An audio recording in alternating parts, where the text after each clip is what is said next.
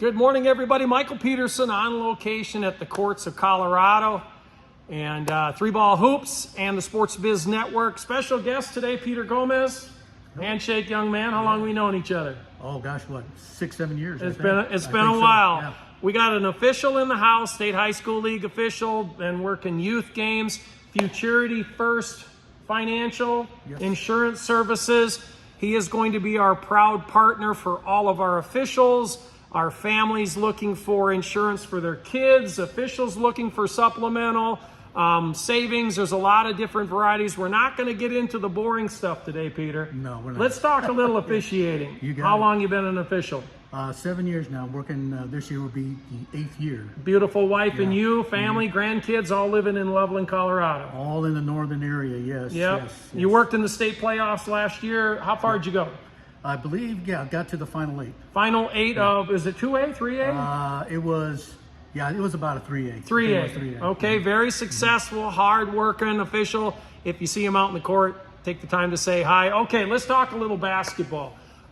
We purchased the courts facility. You have been at Power to Play for years. Yes. Little tour this morning. You worked here in June. What are your thoughts? Well, big changes. I'm looking forward to working here with you. Promote a new area, just like you did in the northern area there. Yep. It was successful. I enjoyed it, and it was especially because it was close to my home. Yeah. But now, here is a little bit further, but that's okay. It's worth the drive and the partnership, and working with you it'd be great. You bet. But keep in mind, we still have our Northern Colorado programs. That's right. We had 400 teams that came to Northern Colorado and played last year. That's not going anywhere. Good. Casper, Wyoming, Western Slope. We might throw you and pay for your traveling and your lodging, and we'll go to Grand Junction together and officiate a little bit. Yeah. Why do you officiate?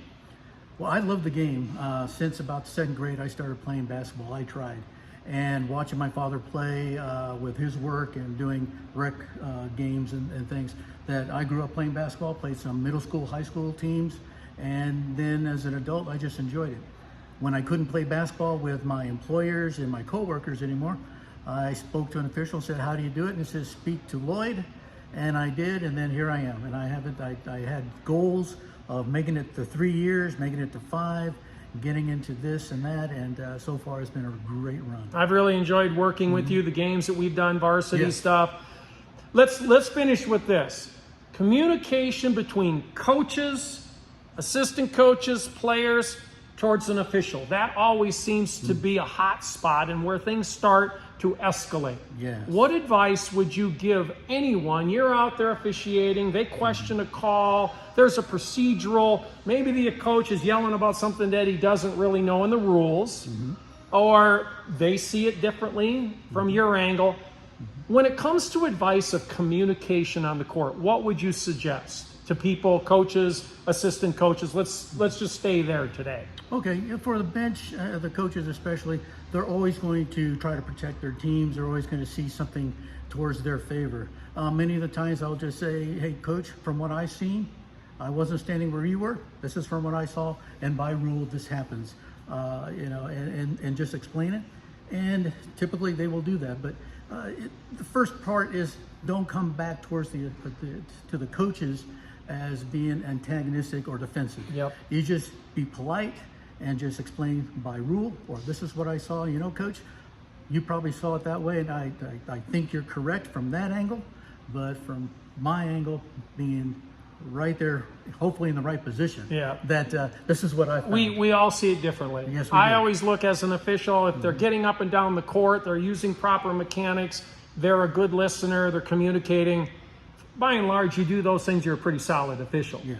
And we're hired and fired based on judgment, right? Right. And judgment is a lot different when you wear the stripes than you wear your hometown team uniform, right? Oh, yes. It's easier to be an official when you're not on the court. You bet.